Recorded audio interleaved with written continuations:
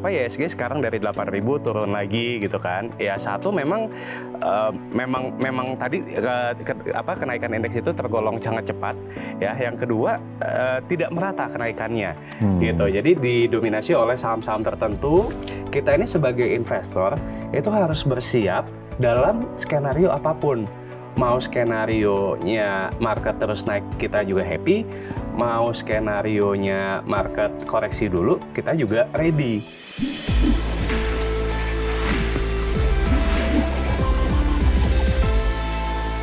Sobat investor, jumpa lagi dengan saya Mas Sirom, pemimpin redaksi IDIC Channel dalam podcast kesayangan kita, The Fundamentals.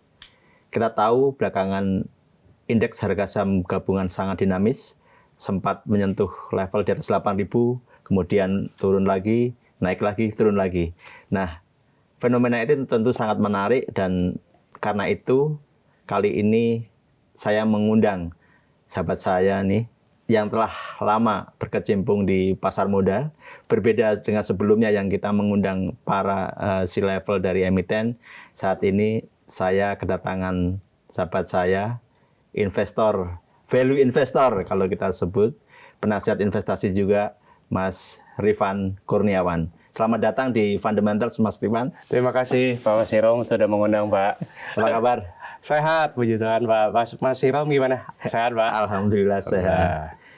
Kita bicara soal IHSG nih, Mas. Kita tahu kan belakangan ini, wah, naik turun nih. Betul. Sempat pas pidato Presiden era APBN naik 8.000, kemudian turun lagi, naik lagi, terus kemarin ada sedikit gejolak, ada kericuan, ada kerusuhan, demonstrasi, turun lagi. Sebenarnya apa nih yang terjadi dengan indeks harga saham gabungan kita ini, pasar saham kita ini? Ya, oke, mungkin kalau kita tarik sedikit ke belakang, Pak Mas Sirom, kita tahu bahwa indeks kita ini kan sempat di bawah 6.000 ya, waktu di bulan April saat reciprocal tarif. Nah, setelah itu kan nggak berapa lama kemudian Trump mengumumkan untuk menunda tarif seperti itu. Ya, nah itu sebenarnya kalau kita lihat itu adalah jadi titik balik sebenarnya, di mana pasar atau IHSG kita ini kan sudah setahun lebih dari 2024 kan negatif ya. Nah, jadi itu sebenarnya jadi titik balik atau titik inversion curve-nya, di mana indeks kita yang sedemikian rupanya, sedemikian murahnya di 6.000, kemudian investor ini mulai berani gitu loh, melihat bahwa Trump akan menunda pengenaan tarif, ya kan? Kemudian nggak lama kemudian dia juga mulai berdamai dengan China. Nah ini kan memberikan optimisme seperti itu. Nah jadi itu sebenarnya faktor pertama indeks mulai naik, ya kan. Nah kemudian di sisi lain beberapa banyak emiten juga sudah merilis laporan keuangan kuartal 1-nya saat itu, dan hasilnya juga banyak yang cukup memuaskan. Nah kedua faktor itu yang membuat IHSG meningkat. Nah cuma memang meningkatnya ini kalau kita lihat kan dari sepanjang April, Mei, Juni, Juli, terutama di Agustus kemarin, naiknya juga cukup signifikan ya. Kalau kita lihat mungkin hanya di Juli dan Agustus saja, itu dari 6.000, kalau kita ukur dari 6.000 ke 8.000, berarti kan naiknya itu sekitar 30%, ya kan? Nah ini sebenarnya kalau secara historical cukup cepat sebenarnya Pak Mas Sirom. Nah, jadi dari situlah mulai ada koreksi-koreksi seperti itu, dan sebenarnya ada faktor lain lagi nih. Kalau kita lihat juga yang mendorong pergerakan indeks kita itu memang lebih banyak saham-saham yang terafiliasi, ya mungkin kita kenal dengan istilah mungkin saham Konglo gitu ya. Saham-saham dari Pak Prayogo Pangestu, kemudian misalkan DCII. Jadi memang saham-saham kapitalisasi besar. Nah, tapi kalau kita lihat misalkan kayak Big Banks gitu ya. Nah, Big Banks ini relatively belum naik, ya kan, yang dimana Big Banks ini biasanya jadi penggerak IHSG, ya kan, saat IHSG naik biasanya Big Banks yang mendorong naik. Nah tapi yang terjadi ini sekarang malah sebaliknya gitu loh. Nah problemnya adalah kalau kita lihat dari saham-saham Konglo tadi, kalau secara valuasi ya PE-nya memang terbilang mahal banget kan, mahal banget ya sampai ratusan kali seperti itu. Nah jadi kalau saya melihatnya adalah kenapa IHSG sekarang dari 8.000 turun lagi gitu kan? Ya satu memang tadi kenaikan indeks itu tergolong sangat cepat ya. Yang kedua tidak merata kenaikannya, gitu. Jadi didominasi oleh saham-saham tertentu, ya, saham-saham konglo tadi kita bahas, dan saham-saham IPO yang kemarin juga berbarengan, gitu kan, dan harga sahamnya kan juga kita tahu luar biasa, gila-gilaan kan. Jadi betul, koin, jadi ya kan. Nah, jadi hal-hal itu yang kemudian membuat ya market akan menjustify lagi, gitu loh. Sudah naik signifikan, ya pasti akan ada saatnya koreksi seperti itu. Nah, menariknya adalah kalau saya lihat kita itu memang sebenarnya membutuhkan koreksi supaya apa? Supaya indeks kita bisa naik lebih tinggi lagi dan lebih sehat. Nah, karena yang kalau menurut pengalaman saya, kalau misalkan indeks ini naiknya tidak ada rem, tidak ada koreksi, itu yang justru bahaya, gitu. Karena ketika misalkan nanti koreksi itu bisa tajam. Nah, itu jadi memang kita membutuhkan koreksi sehat, Pak Masirom, untuk supaya indeks kita bisa melaju lebih tinggi lagi. Di level sekarang nih, 7.000 berapa ya? 7.860 ya? 7.800-an gitu. Kalau kita bicara valuasi, mahal, murah, atau seperti apa menurut Mas Rifan? Oke, nah jadi kita pakai ada satu website namanya worldperatio.com, Pak Masirom. Nah, jadi kalau di website tersebut indeks kita di level 7.800-an itu ada di kisaran sekitar PI 12 kali. 12 kali ya. 12 kali. Nah, kemudian kalau kita ukur dengan rata-rata PI 5 tahun itu ada di sekitar 13,3 kali. Masih murah dong. Nah, masih murah, tapi kalau dibandingkan dengan waktu IHSG di 6.000, ya jauh gitu kan. Jadi masih murahnya ini cuma tinggal selisih tipis gitu loh. Tipis, ya. Nah, memang kalau kita ukur dengan PI rata-rata di 13 sekian kali, itu IHSG itu ada di sekitar 8.000 sampai 8.200, which is kemarin sempat ngehit tuh di 8.000, ya kan. Nah, jadi di level 8.000 itu sebenarnya udah mulai masuk fair value for now, gitu kan. Gitu. Nah, cuman kan GDP Indonesia kan naik lagi, ya kan. Kuartal 2 naik, kuartal 3 nanti naik lagi. Ya itu kan akan di-justify lagi hitungannya, gitu. That's why sebenarnya kalau saya justru berharapnya adalah indeks ini koreksi sehat dulu. Nah, jadi supaya apa tadi? Supaya kita setelah koreksi bisa melaju lebih tinggi lagi. Seperti itu. Koreksi sehat itu sampai level berapa ya, Mas Rifan? Koreksi sehat kalau misalkan kita tarik tadi ya IHSG dari 6.000 ke 8.000, ya kan? Berarti kan udah naik 2.000, ya kan? Nah, kalau misalkan koreksi sehat, misalkan let's say ke 7.500 atau 7.600, menurut saya itu masih level sehat. Ya, kenapa? Karena kalau misalkan dihitung dari level 8.000 ke 7.600, berarti kan cuman turun sekitar 5%. Itu masih sehat. Cuman kalau misalkan level udah ke di bawah 7.000, nah itu udah tergolong tidak sehat, ya kan? Karena kan indeksnya berarti udah turunnya lebih dari 10%. Nah, jadi kalau biasanya itu secara historical, IHSG yang kita katakan koreksi sehat itu ya 5% pun masih koreksi sehat, gitu. Nah, jadi mungkin ini nanti kita bicara soal kayak strateginya, gimana kita mengatur nafas gitu loh, ya kan? Tadi menarik, ada fenomena sebelumnya mungkin saham-saham Big Bang yang jadi market mover gitu kan. Belakangan saham-saham konglo gitu kan. Sahamnya Pak PP, saham DCII itu juga kenaikannya luar biasa gitu. Betul. Kalau Mas Rifan melihat fenomena ini seperti apa? Ya, jadi memang kalau kita bicara saham-saham Pak Konglo atau saham-saham Pak PP ya dalam hal ini, memang kan kalau kita lihat ada misi yang ingin dicapai. Nah, misinya apa? Ya, misinya adalah ingin masuk ke dalam indeks MSCI, yang dimana kemarin pas pengumuman sudah masuk seperti itu kan. Nah, cuman memang apakah story-nya sudah sampai di sana aja, ya sepertinya masih akan berlanjut seperti itu. Nah, jadi memang kenapa fenomena ini terjadi? Sebenarnya satu sisi memang ada optimisme di saham-sahamnya milik Pak PP, ya kan, saham-saham konglo. Nah, tapi kenapa di sisi lain Big Bang yang selama ini yang selama ini menjadi penggerak indeks, tapi malah relatif nggak bergerak? Nah, menurut saya ada beberapa alasan, Pak Masirom.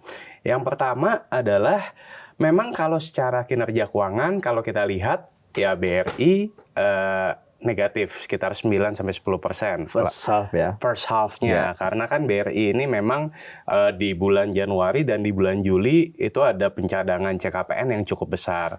Nah itu akan sedikit banyak mempengaruhi laba dari Bank BRI. Kemudian kalau kita bicara Bank Mandiri atau Bank BNI, labanya tumbuh tapi tumbuhnya tipis sekali, ya kan? Mungkin hanya BCA aja yang masih relatifly bertumbuh. Nah jadi faktor pertama adalah memang kinerja. Yang faktor kedua, ini ada, kalau saya lihat ada hubungannya juga dengan kekhawatiran investor terhadap misalkan Kopdes Merah Putih yang ya menurut yang dikhawatirkan ini akan mempengaruhi kinerja dari saham-saham BUMN ya. Bank BUMN terutama seperti itu, ya kan. Ditambah lagi dengan faktor investor asing yang terus menjual, ya kan, selama mungkin dari bulan Oktober kita udah outflow. Ya kan, sampai dengan bulan Juli, cuman menariknya di bulan Agustus kemarin udah mulai terlihat ada inflow gitu. Nah jadi kalau kita lihat ya memang 3 faktor inilah, kinerja keuangan, sentimen, dan juga investor asing yang membuat saham-saham big banks ini tertekan gitu. Jadi fenomena itu sih kalau yang saya lihat Pak Mas Jerome. Nah, strategi bagi investor nih Mas Rifan. Mas Rifan kan penasihat investasi juga. Di tengah kondisi seperti ini, langkah bijak seperti apa yang bisa dilakukan investor gitu agar dia dapat tetap meraih cuan tapi juga aman gitu investasinya. Ya. Jadi mungkin saya akan coba bagi menjadi 2 ya, karena strateginya akan beda nih antara trader dan juga investor. Yeah.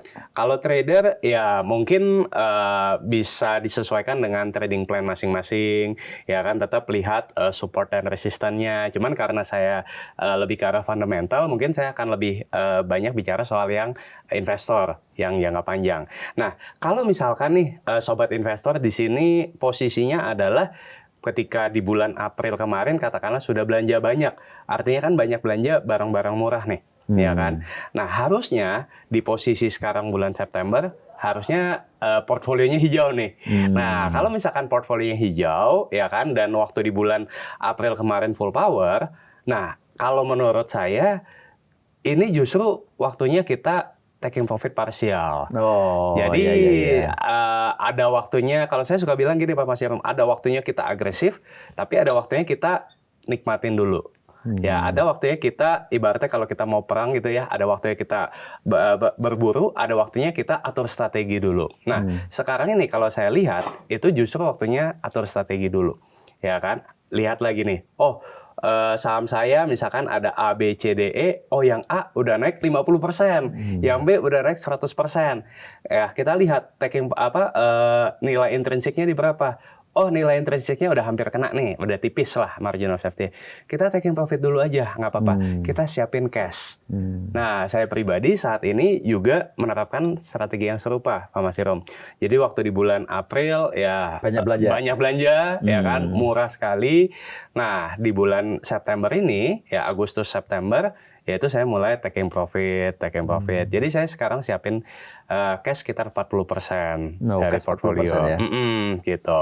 Nah, dari situ ya kita lihat nih, apakah, kan namanya market kita nggak ada yang bisa menebak ya dalam jangka pendek. Jadi ibaratnya kalau misalkan market ini masih terus naik, ya kan, dalam jangka pendek ini, kita masih punya barang 60% tadi, ya kan, yang relatifly mungkin kenaikannya masih tipis lah ya, gitu. Karena kan nggak semua saham juga mungkin udah terbang semua. Ya tadi yang udah terbang, yang udah naik puluhan persen, ratusan persen, kita take profit dulu, ya kan. Nah, yang 60% nih, kalau misalkan market masih terbang, ya bisa jadi saham ini akan ikut terbang juga. Nah, cuman kalau ternyata benar bahwa market akan koreksi, nah kita sudah punya cash nih. Ya, 40% tadi. 40% tadi, ya kan. Nah, jadi ibaratnya kita ini sebagai investor itu harus bersiap dalam skenario apapun. Mau skenarionya market terus naik, kita juga happy. Mau skenarionya market koreksi dulu, kita juga ready. Nah, beda halnya kalau misalkan nih, sobat investor di sini, kemarin pas bulan April saya takut nih, jadi saya nggak banyak belanja. Nah sekarang saya harus gimana? Nah menurut saya beli nggak apa-apa, cicil belanja nggak apa-apa, tapi lakukan secara selektif. Nah, jadi artinya kalau kita punya dana 100% gitu ya, jangan langsung full power, ya kan? Beli secara bertahap, mencicil, ya kan? Nah, terus yang pertama, yang kedua juga ya pasti jangan FOMO. Jadi artinya jangan, wah saham yang udah naik puluhan persen, ratusan persen, baru masuk. Wah itu kan pasti berbahaya, ya kan? Karena tentu saja risikonya jauh berbeda. Nah, coba deh kita cari ya saham-saham yang memang meskipun indeks sekarang di 7.800-an, tapi saham ini masih belum terlalu diapresiasi pasar. Tapi dengan catatan kinerjanya tetap positif ya, tetap bagus, prospeknya bagus, GCG-nya tetap menarik gitu kan, tetap solid. Nah, itu boleh seperti itu.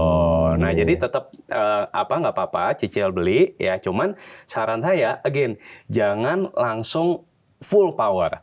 Karena kita nih sebagai investor di level IHSG 6.000 dan di level IHSG 7.800 jelas beda nih strateginya. Kalau 6.000 sih, ya itu sih udah pasti full power berani. Full power, oh, ya iya, kan. Iya. Kalau 7.800 udah all time high kemarin kan. Ya mungkin kita harus membagi opsi tadi gitu. Kalau menurut saya, Pak Mas Irfan. Kalau bicara sektor apa Mas yang menarik? Kalau kita mau selektif nih, nyicil-nyicil, apa yang menarik untuk dibeli? Oke, nah jadi memang kalau sektor, beberapa sektor unggulan saya tuh sebenarnya udah naik. Jadi kemarin kayak gold udah naik banyak, ya kemudian CPO juga udah naik banyak. Cuman kita coba seleksi lagi deh nih, di level IHSG 7.800, 7.900 masih ada nggak sih sektor-sektor yang menarik gitu ya. Kalau saya lihat perbankan masih jadi salah satu yang menarik. Karena kan tadi kita bicara belum terlalu diapresiasi. Nah, cuman yang saya mau highlight di sini Pak Mas Hirom, kalau kita bicara perbankan, mungkin banyak sobat investor di sini berpikirnya hanya big banks. Nah, tapi kalau kita lihat secara di IHSG kita, pilihan banks itu banyak. Dan kalau saya lihat ya, di tengah big banks yang sekarang ini tengah melambat, justru bank-bank KBMI 3, KBMI 2, ya kan, itu ada yang kinerjanya justru naik cukup signifikan tahun ini, ya kan, dan relatively belum terlalu diapresiasi oleh pasar. Nah, itu bisa jadi pilihan. Nah, jadi ibaratnya bank-bank yang dengan aset yang lebih medium lah ya, nggak terlalu jumbo, itu ada opportunity. Kemudian yang kedua, bank syariah pun juga menarik seperti itu. Nah, bank syariah ini juga kan kalau di IHSG kita kan mungkin ada BRIS, ada BTPS gitu kan. Nah, itu coba dilihat lagi kinerjanya itu sebenarnya menarik juga. Yang ketiga yang sekarang lagi menarik juga kalau saya lihat Pak Mas Hirom, bank digital. Nah, bank digital malah. Iya, jadi bank digital ini yang kita tahu kan waktu 2021 memang naik gila-gilaan. Iya. Cuman kan waktu itu bank digital secara kinerja itu sebenarnya masih banyak yang merugi, ya kan? Nah, jadi begitu 2022 hype-nya selesai, ya sahamnya turun signifikan. Nah, tapi menariknya adalah kalau kita lihat di 2025 ini, ada bank-bank digital yang tadinya merugi, 2025 ini berbalik menjadi keuntungan, dan keuntungannya juga besar loh, gitu. Jadi bisa ratusan miliar, ya mungkin belum sampai yang puluhan triliun kayak bank-bank ini ya, tapi lumayan lah seperti itu. Nah, jadi artinya ada ada bank-bank yang lagi turn around, yang tadinya kinerja tertekan di tahun sebelumnya, sekarang mulai berbalik. Ada juga tipikal bank-bank kemarin, misalkan bank KBMI 1 dan 2 itu harga kinerja itu growth. Gitu. Nah, jadi kalau kita bicara bank itu sebenarnya banyak nih pilihannya. Jadi mungkin jangan hanya dibatasi di bank-bank big bank. Big bank boleh nih kita punya porsi, ya kan. Cuman jangan juga semua aset saya taruhnya di big bank karena taunya big bank aman.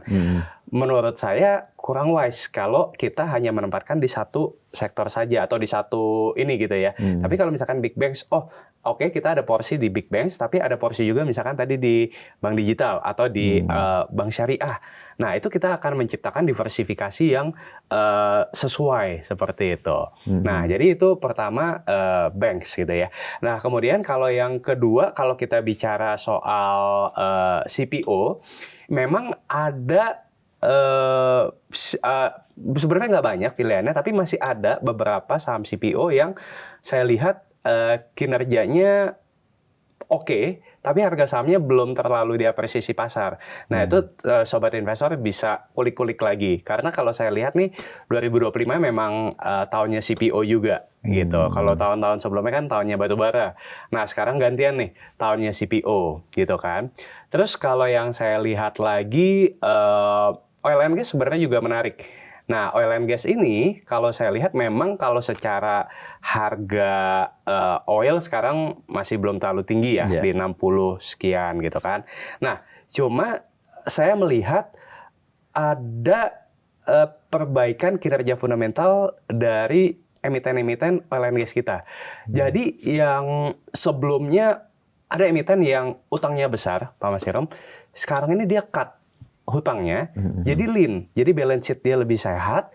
Nah, berarti kan ini sebenarnya tinggal nunggu momentum harga minyak mendidih lagi. Oh, dia akan langsung naik ya? Naik. Kinerjanya akan naik pasti. Betul, gitu. Nah, jadi kan kita sebagai investor memang harus cari nih, ibaratnya kan kita beli saham itu bukan dalam kondisi dia lagi sehat-sehatnya. Kalau kita beli pas kondisi perusahaan lagi benar-benar sehat-sehatnya kan, ya mungkin kita dapatnya udah di harga mahal gitu kan. Tapi kan di sini kita tugasnya adalah kita mencari saham-saham yang mungkin secara kinerja tetap solid, ya kan. Ada perbaikan, cuman belum terlalu diapresiasi. Nah, jadi kalau saya lihat sih tadi perbankan. Cuman jangan hanya di Big Bank saja, lihat yang di bawahnya juga. Kemudian yang kedua adalah CPO. Nah, CPO ini juga kan banyak ya di bursa. Nah, itu saya lihat ada beberapa yang juga belum terlalu diapresiasi pasar, itu bisa jadi opportunity juga. Kemudian yang ketiga adalah oil and gas. Nah, ini juga menarik seperti itu. Nah, itu kalau secara sektoral. Nah, kalau mungkin secara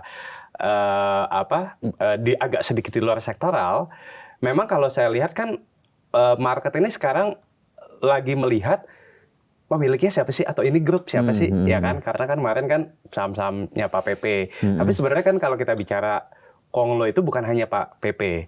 Ada juga nih saham-saham Konglo-Konglo lain gitu kan. Nah, itu juga mungkin teman-teman bisa kulik-kulik lagi nih, ya kan? Saham-saham yang memang punya, ya kita bicara punya Konglo lah, ya kan, tapi belum terlalu diapresiasi pasar. Itu sebenarnya ada sentimen positif di sana, seperti itu, Pak Masirom. Jadi kalau sektoral tadi ada perbankan, cuma bukan Big Bank, kemudian ada CPO, kemudian ada oil and gas, dan juga perhatikan saham-saham Konglo gitu ya. Itu ya. Jadi ada Konglo-Konglo lain yang akan naik daun.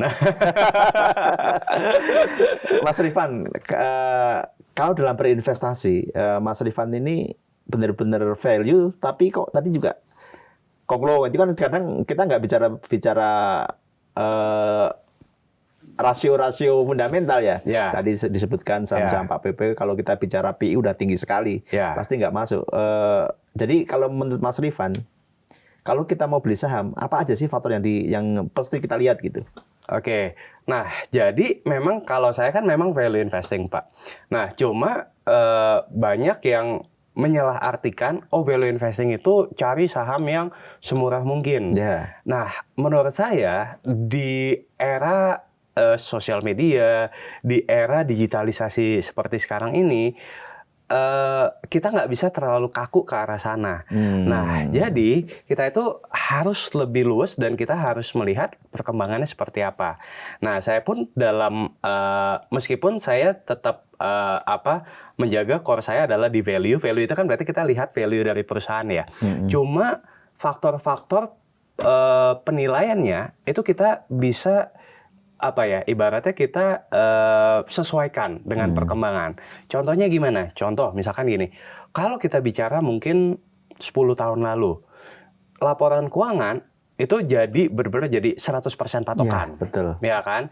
Yang lain kita tidak perhatikan. Karena kan kalau kita bicara 10 tahun lalu, mungkin ya era sosial media belum se-hype sekarang. Belum se-hype sekarang. Era informasi juga belum se-hype sekarang. Berarti kan yang kita jadikan sebagai patokan itu adalah laporan keuangan. Nah, tapi kalau kita bicara di 2025, laporan keuangan adalah satu hal.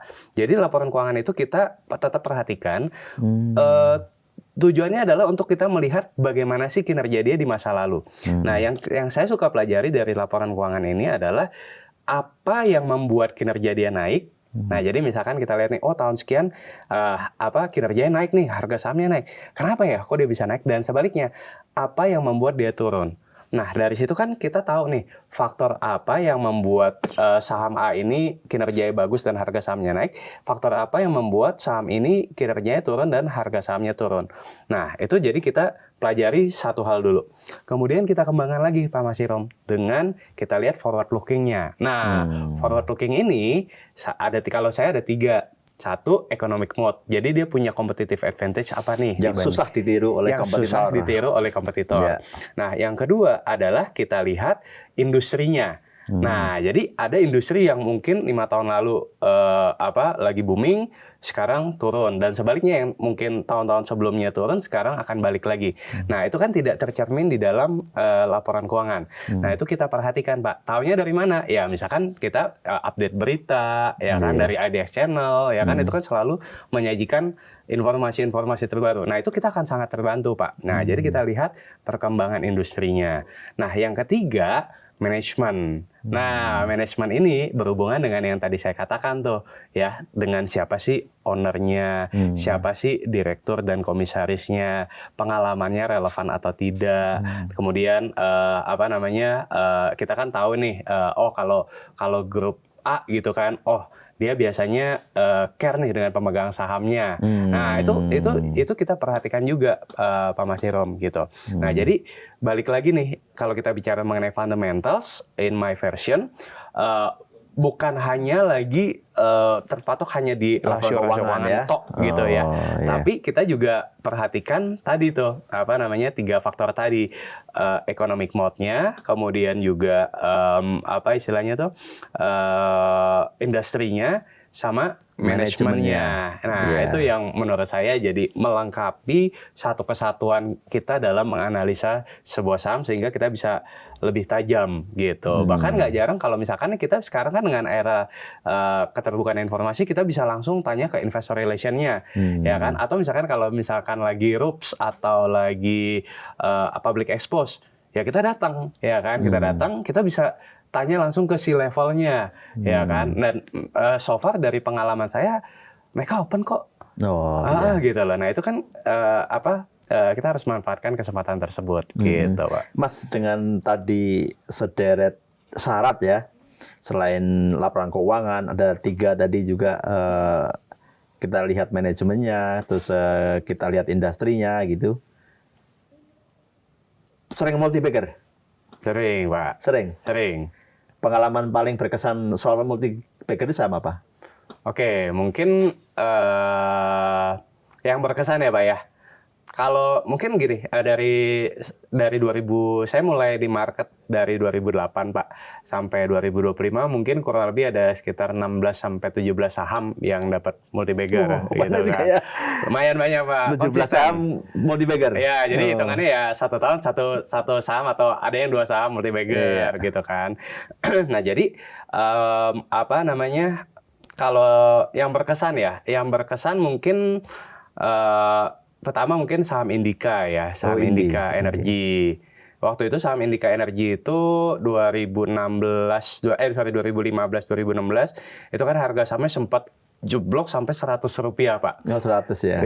Cuman waktu itu kinerjanya masih amburadul, jadi saya masih belum berani. Nah, saya mulai melihat ada perbaikan kinerja itu di 2016 kuartal 1. Saat itu harga sahamnya udah di 600-700, Pak. Nah, jadi saya entry di sana, ya kan. Di 700, 600-700. Ya, 600-700. Nah, saat itu harga batu bara tuh masih rendah, Pak. Masih di $50. Cuma saya lihat China ini udah mulai mengimpor. Jadi China itu kan dia di satu sisi dia adalah sebagai produsen terbesar batu bara, tapi di sisi lain dia juga adalah importir terbesar, ya kan. Nah, di tahun tersebut China itu mulai membuka keran impor batu baranya. Nah, memang beberapa saham lainnya itu udah terbang juga tuh, Pak. Macam kayak PTBA, Adaro. Nah, kalau saya ukur waktu itu Indika ini yang paling terdiskon. Kenapa? Karena kalau saya ukur dengan nilai intrinsiknya, Pak, itu dia ada di sekitar 2.500 sampai 3.000 rupiah per lembar saham nilai intrinsik, jauh sekali kan ya. Nah, jadi saya waktu itu sekitar ya mungkin 50-60% dari total portfolio saya masuk ke sana. saat itu. Saya masuk ke sana. Nah, masuk ke Indika dan kemudian 2 tahun berselang, 2017 kuartal 2 atau kuartal 3 ya, itu harga sahamnya naik ke 2.500 sampai 3.000-an. Cukup berkesan buat saya. Kenapa? Karena Pak, kalau ditanya kenapa berkesan, ya karena perjalanannya juga tidak mulus.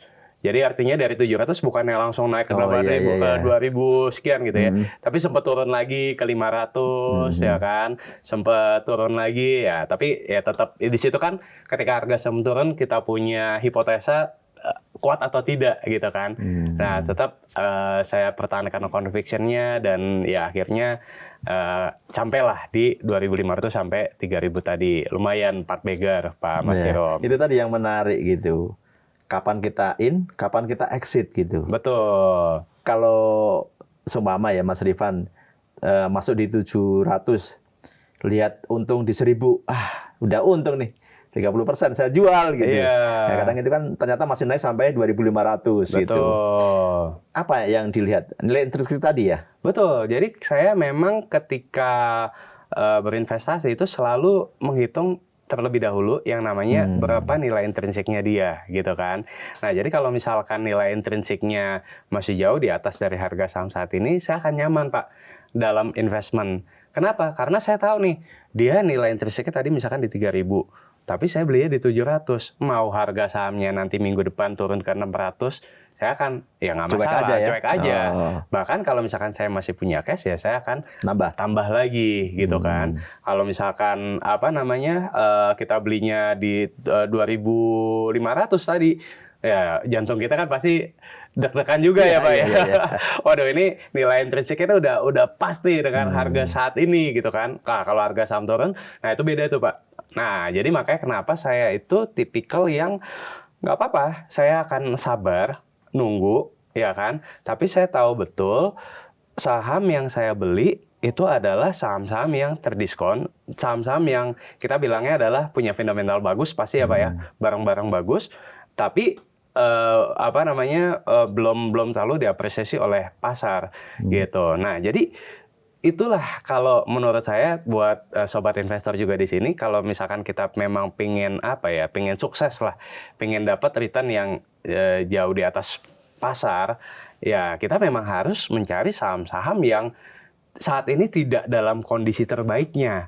Karena kalau kita ambil saham yang saat ini justru dalam kondisi terbaiknya, ya kita akan dapat dia di harga mahal. Potensial upside-nya udah terbatas ya. Udah terbatas. Atau malah turun justru. Atau malah turun gitu kan. Nah kan banyak yang seperti itu kan. Oh FOMO nih, lihat teman saya beli saham ini naik. Udah saya ikutan. Ternyata pas dia beli turun kan, kita sering mendengar istilah, kenapa kalau kita beli saham malah turun, kalau kita jual malah naik. Jangan sampai itu. Iya kan, jangan sampai ya. Karena kalau saya lihat ya kebanyakan orang ya nggak tahu value-nya berapa dan ya modal ikut-ikutan aja gitu. Nah jadi kalau saya memang tipikal yang saya akan kontrarian gitu loh. Tapi saya tahu saham yang saya pegang ini ya pasti akan naik. Bukan pasti lah ya. Peluangnya besar akan naik gitu. Nah memang kalau misalkan hipotesa kita salah, tetap kita harus akui ya bahwa hipotesa kita salah, ya kita cut loss seperti itu. Nah tadi menarik soal hipotesa salah. Ya. Pernah nggak hipotesa salah terus akhirnya memaksa Mas Rifan cut loss? Pernah nggak? Pasti pernah. Pasti pernah Pak, pasti pernah gitu. Nah ini mungkin kita boleh sebut emiten? Ya boleh. Oke, mungkin saya juga sering sharing juga Pak di channel saya juga Pak di YouTube gitu kan, di teman-teman member juga. Jadi kalau saya pernah waktu 2021. Nah, jadi waktu itu saya ada masuk ke saham HKMU Pak. Nah, HKMU ini kan sebenarnya kalau kita lihat secara kinerja dia quite okay. Hutang relatif nggak terlalu banyak. Dia juga perusahaan dengan fundamental yang bagus ya kan, pipa baja juga Pak gitu kan. Industrinya bertumbuh gitu kan. Nah, jadi waktu itu saya ada masuk di Rp70 per lembar saham. Harga sahamnya udah lumayan turun tuh Pak. Dari hampir 200 kalau saya nggak salah ingat ke Rp70. Nah, PBV-nya waktu itu ya murah, segala macam PE ya oke lah murah. Jadi secara rasio keuangan ini masuk Pak. Ya makanya saya mulai masuk ke sana. Ya kan, saya lihat juga industrinya tadi bagus.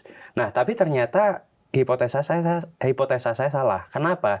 Karena 3 atau 4 bulan setelah saya masuk, si pemegang saham pengendali Pak, PT Hyam Sukses Abadi namanya waktu itu menjual saham besar-besaran. Nah, awalnya mungkin nggak terlalu besar.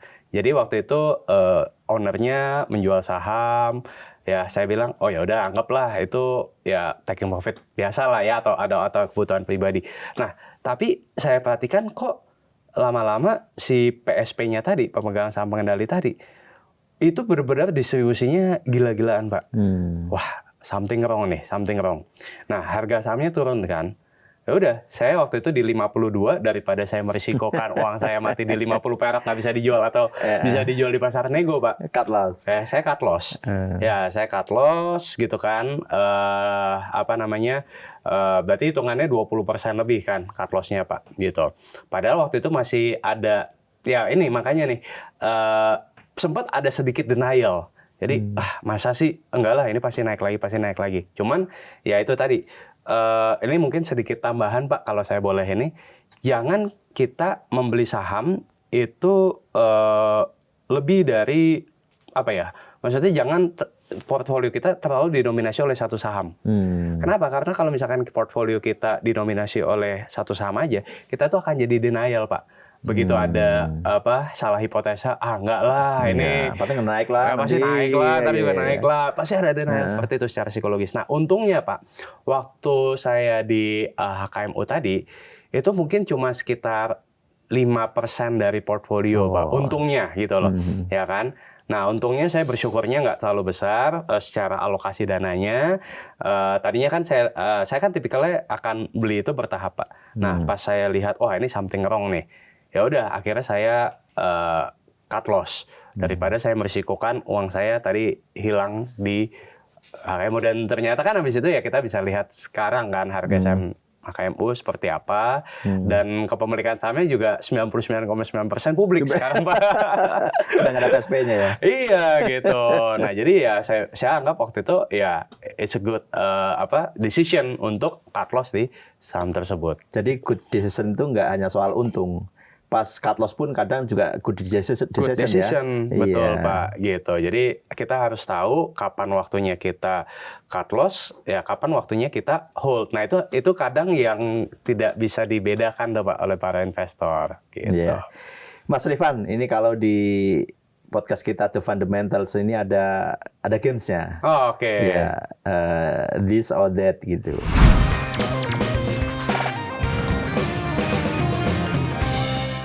Saya tanya, terus Mas Rifan menjawab dengan pendek. Nanti kalau saya butuh penjelasan, saya akan tanya juga gitu. Boleh, Pak. Kalau kita bicara investasi nih, kondisi sekarang nih, perbankan atau properti? Perbankan. Tadi ada jelasan ya. Blue chip atau growth stock? Boleh value stock nggak, Pak? Oh, iya. Kalau saya lebih ke value stock. Mungkin bisa jelaskan Mas, value stock itu seperti apa? Value stock itu jadi agak beda dengan growth stock ya. Jadi kalau growth stock itu kan mencari saham yang kinerjanya bertumbuh di atas rata-rata, ya kan. Tapi growth stock ini biasanya secara valuasi juga udah mahal.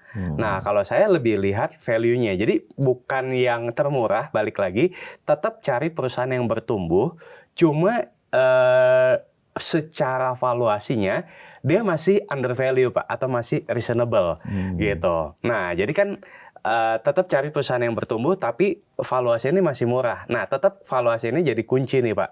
Gitu. Nah, itu yang saya sebut sebagai value stock. Jadi sederhananya value stock itu adalah harga saham yang sekarang ini diperdagangkan jauh di bawah nilai intrinsiknya. Oke. Rapat pagi singkat atau rapat sore mendalam? Rapat pagi singkat. Seneng pagi ya? Saya morning person, Pak. Oh, iya. Nonton YouTube atau dengerin podcast? Atau nonton podcast di YouTube? Kayaknya yang kedua, nonton podcast di YouTube. Iya. Karena kalau saya lebih visual orangnya, Pak. Oh, visual ya. Gitu. Iya. Kalau di masa tua nih, pensiun gini Mas Rifan, pilih di desa atau di kota? Saya lebih senang di kota, Pak. Tetap di kota ya? Lebih kota. Padahal sekarang juga bisa loh kita main saham atau investasi saham dari desa gitu. Iya. Mantap juga udah bisa tuh. Benar, kita tahu, tapi karena mungkin saya masih masih terpacu adrenalin mungkin ya, Pak ya. Jadi saya lebih demen kayak di perkotaan, suasana perkotaan gitu, Pak. Iya. Ini penting juga nih. Intuisi atau logika? Intuisi. Intuisi ya. Intuisi. Sering gitu ya kerasa gitu kalau ngambil desain. Iya, kadang ada keputusan-keputusan yang tadi saya cerita, Pak. Ya misalkan kayak misalkan yang cut loss tadi, ya HKMO itu kan sebenarnya nggak sesuai dengan logika, Pak. Ya kan? Tapi intuisi saya kok berkata sebaliknya. Atau sebaliknya, yang saham-saham yang saya dapat multi bagger gitu, Pak. Ya kayak contoh misalkan kayak baru-baru ini misalkan saya ada dapat multi bagger juga di saham Archie. Itu kalau dilihat secara laporan keuangan misalkan kayak Archie, Pak. Itu saya masuk waktu labanya itu turun dari 1,7 triliun tahun 2020 pas di IPO. Saya beli waktu itu di 136 miliar. Labanya kan turun 90%, Pak. Secara logika nggak masuk kan, Pak. Tapi intuisi saya, ini bisa bagger. Gitu loh.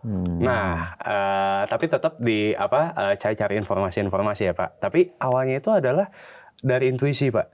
Gitu. Nah, mungkin kalau misalkan jam terbang kita udah cukup tinggi, intuisi itu seringkali lebih ngedrive keputusan ketimbang logika, Pak Wazir. Karena dari pengalaman sebelumnya ya. Iya, seperti itu, Pak. Superman atau super team? Super team. Olahraga nih, sepeda atau lari? Lari. Sering lari?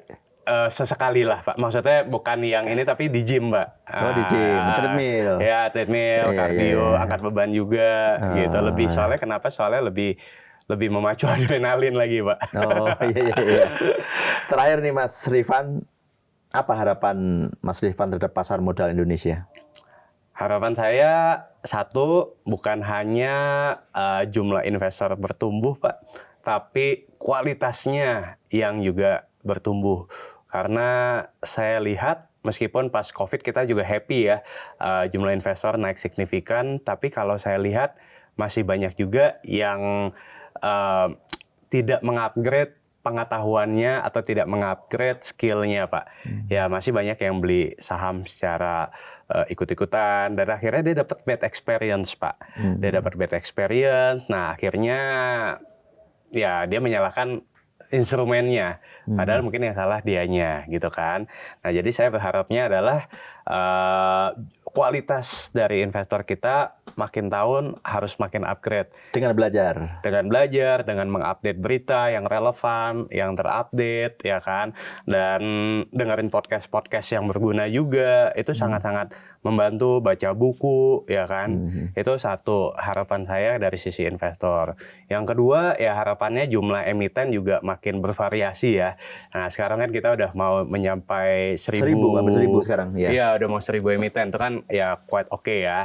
Cuman ya memang again mungkin harapannya adalah bukan hanya kuantitas emitennya tapi juga kualitas emitennya, Pak. Ya karena kan ya kita tidak bisa pungkiri ya ada emiten-emiten yang ya kalau menurut saya sebenarnya nggak layak untuk IPO gitu, tapi agak sedikit dipaksakan. Cuman ya udah nggak apa-apa. Yang penting kan tetap bertumbuh. Tapi kedepannya harapan saya emiten-emiten yang berkualitas dan belum IPO juga banyak. Nah itu yang perlu kita rangkul gitu kan. Ya yang ketiga mungkin kalau untuk regulator ya kebijakan-kebijakan yang lebih pro investor lah, Pak Masirom, seperti itu, Pak. Baik, terima kasih Mas Rifan. Tak terasa nih dah 40 menit kita ngobrol dengan Mas Rifan. Kalau istilah anak sekarang daging semua ini isinya nih. Sekali lagi terima kasih Mas Rifan. Demikian Sobat Fundamental, Sobat Investor, perbincangan saya dengan Mas Rifan Kurniawan. Semoga obrolan ini bermanfaat untuk kita semua. Terima kasih. Saya Masirom, undur diri. Thank you.